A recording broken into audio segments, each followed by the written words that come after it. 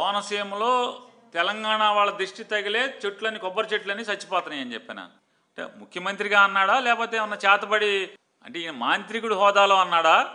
అప్పుడప్పుడు మెడలో అక్కడిక్కడికి పూజలు చేసుకుంటా వెళ్ళిపోతూ ఉంటాడు కదా, ఆ మోడల్లో మాంత్రికుడు హోదాలో అన్నాడా? ఈ రాష్ట్రానికి ఉప ముఖ్యమంత్రి హోదాలో అన్నాడా?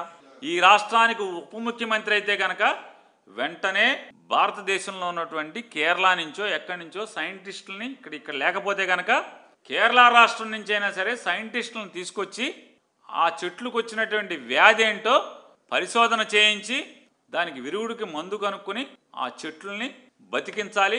తద్వారా రైతులు చచ్చిపోకుండా జీవం పోయాలి, చెట్టుకి పోయాలి, కోనసీమ రైతుకి పోయాల్సింది పోయి చేతపడి నేర్చినటువంటి మాంత్రికుల్లాగా ఆడి దిష్టి తగిలింది ఈడి దిష్టి తగిలింది దిష్టిలు తగులుతాయా?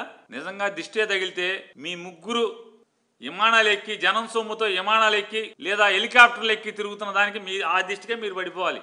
వైజాగ్లో ఎకరా 50 కోట్లు విలువ చేసేటువంటి ఎకరం భూమిని 90 పైసలకు తీసుకుంటున్నటువంటి వర్సా సిర్సా బుర్సా ఇట్లాంటి కంపెనీలు వాళ్ళు పెడుతున్నారా? ఎవరు డబ్బులు కడుతున్నారు? ఛాలెంజ్ చేస్తున్నాను. నయా పైసా ప్రజల సొమ్ము లేకుండా తిరిగితే మీ అకౌంట్లోంచి డబ్బులు కడుతున్నారా? హెరిటేజ్ నుంచి కడుతున్నారా? పవన్ కళ్యాణ్ గారు జేబులోంచి కడుతున్నారా? బయట పెట్టండి.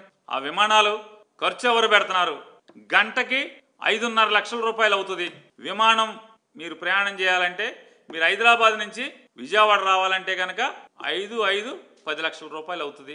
హైదరాబాద్ నుంచి విమానం వచ్చి మళ్ళీ వెనక్కి వెళ్తాకి 10 అంటే మీరు వచ్చిన ప్రతిసారి అంటే 6,000 రూపాయల టికెట్తో రావాల్సినటువంటి విమాన ప్రయాణం మీరు 10 లక్షలు ఖర్చు పెట్టి మీకు 10 లక్షలు ఖర్చు పెట్టి మిమ్మల్ని హైదరాబాద్ నుంచి బెజవాడ లేదా బెజవాడ నుంచి హైదరాబాద్ తీసుకెళ్లాలంటే కనుక 10 లక్షలు అంటే రాను 10 లక్షలు పోను 10 లక్షలు అంటే మీరు శుక్రవారం సాయంత్రం 10 లక్షలు సోమవారం పొద్దున 10 లక్షలు అంటే వారానికి 20 లక్షల రూపాయలు మీ మీద ఖర్చు పెడుతున్నాడు ఎవడో. ఛాలెంజ్ చేస్తా, మీ అకౌంట్లోంచి ఉంటే కనుక మీరు చూపించండి. అసెంబ్లీకి రాకుండా ఉన్ననాళ్ళు ఆ 2.5 ఏళ్ళు జీతం తీసుకున్నాడా తీసుకోలేదా అని సాక్షాత్తు పేరుని నానిగా సమాచార హక్కు చట్టం కింద పడితే ఇంతవరకు కాగితం సమాధానం చెప్పే దిక్కులేని ప్రభుత్వం మీది. ఇవ్వలేడా? శంషారిగా ఇవ్వలేరా? తీసుకోకపోతే తీసుకోలేదని తీసుకుంటే తీసుకున్నా అని ఇవ్వాలి కదా. మరి వైఎస్ఆర్ కాంగ్రెస్ పార్టీ 10 మంది సభ్యుల్ని మీ ఇష్టం వచ్చినట్టు మాట్లాడుతున్నారు కదా. జీతాలు తీసుకుంటున్నారు, ఎమ్మెల్యే హోదా అనుభవిస్తున్నారని. నువ్వు అనిపించలేదని అలా చంద్రబాబు నాయుడు అని అడుగుతున్నాను. మీరు సంపాదించుకుంటాకి దోచుకున్నది దుబాయ్లో దాచుకుంటాకి యూరోప్లో దాచుకుంటాకే మీ సమయాన్ని వాడుతున్నారనేది మనకు అర్థమవుతుంది కదా. సినిమాలకు జీఎస్టీ కట్టరు, కొనుక్కున్న వాళ్ళేమో వికారులు అయిపోయి పాపర్లు అయిపోయిన పరిస్థితి. దానికి నువ్వు సినిమాటోగ్రఫీ మంత్రి ఒకటి వచ్చి ఆపాలండి. మళ్ళీ ఇవన్నీ వేస్ట్ మాటలు ఎందుకు ఇదంతా? నువ్వేది మాట్లాడినా జగన్మోహన్ రెడ్డి గారు ప్రజలకి మేలు చేశాడు 5 సంవత్సరాలు. మీ విష ప్రచారం వలన, మీ తప్పుడు మాటల వలన, దుర్మార్గమైనటువంటి అసత్య ప్రచారం వలన, విషం చెమ్మటం వలన ప్రజలు ఆ రోజున జగన్మోహన్ రెడ్డి గారి యొక్క మంచిని గుర్తించలేకపోయారు.